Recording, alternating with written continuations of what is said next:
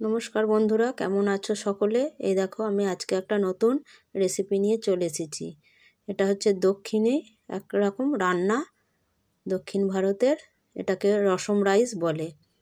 এই দেখো, তার জন্য এক বাটি, ছোটো বাটির এক বাটি চাল নিয়ে নিলাম, আর নিয়ে নেব এক বাটি অরলের ডাল। এখানে এটাকে তুইয়ের ডাল বলে। আর নিয়েছি ওই যে পেঁয়াজ আর টমেটো, রসুন, কাঁচা লঙ্কা নিয়েছি। এখানে পেঁয়াজটা খুব একটা আমি কুচিয়ে নিইনি, খালি একটু ফালা করে নিয়েছি। এবার যে পাত্রটাতে রাঁধবো আমি, সেই পাত্রটা গ্যাসে বসিয়ে দিয়েছিলাম 1 চামচ সাদা তেল আর 1 চামচ ঘি দিলাম। এবার ফোড়ন দেওয়ার জন্য কারি পাতা, সর্ষে, জিরে, গোলমরিচ আর শুকনো লঙ্কা আর কাঁচা লঙ্কা সব ফোড়নে আমি দিয়ে দেব। এই দেখো, এটা দিয়ে দিলাম। এবার দিয়ে দেবো এখানে কাঁচা লঙ্কা কিছু।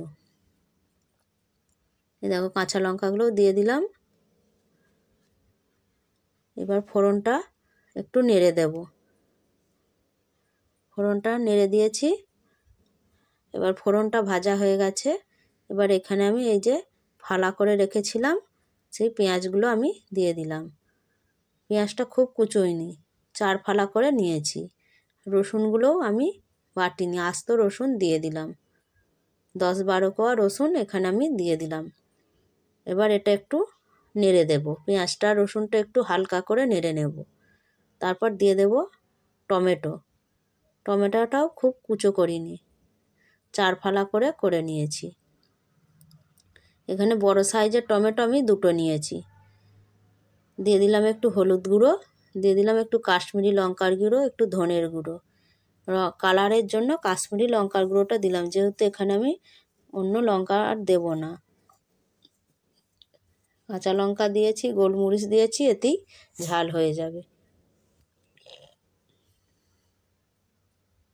এবার এটা ভালো করে মশলাটা কষে নিলাম। এবার আমি যে চালটা আর ডালটা ধুয়ে নিয়েছিলাম সেটা ভালো করে ধুয়ে রেখে দিয়েছিলাম। এবার চালটা আর ডালটা ভালো করে এই মশলাটার সাথে একটু মিশিয়ে নেব। এবার মিশিয়ে নেওয়ার পর দিয়ে দেব এতে মাপ অনুযায়ী জল। যতটা চাল নিয়েছো তার ডবল জল দিলেই হবে। তোমরা চাইলে এটা প্রেসার কুকারেও রাঁধতে পারো। আমি প্রেসার কুকারে করিনি, এই পাত্রটাতেই করলাম। এই দেখো, এবার এটা ভালোভাবে নেড়ে দিলাম যাতে নিচে লেগে না থাকে। এই দেখো, এবার এতে আমি দিয়ে দেবো স্বাদ অনুযায়ী নুন।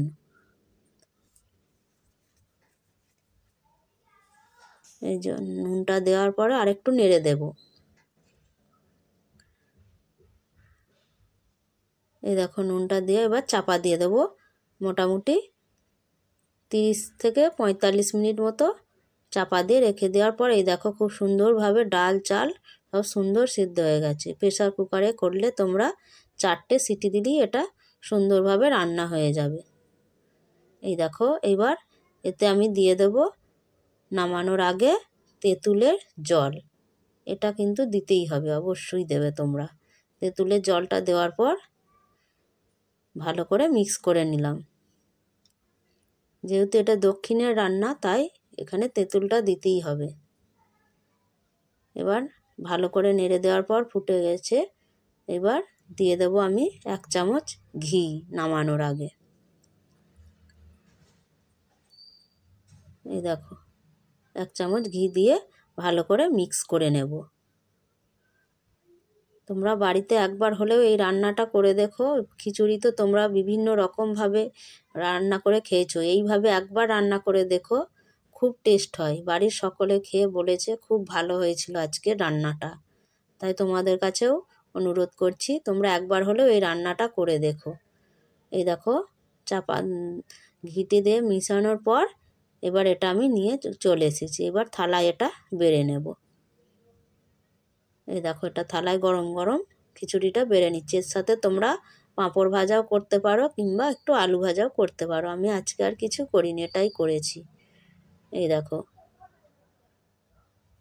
খুব সহজে চটজলদি রান্নাটা হয়ে যায়। আমার আজকের এই রেসিপিটি কেমন লাগলো? ভালো লাগলে লাইক, কমেন্ট, শেয়ার আর সাবস্ক্রাইব করে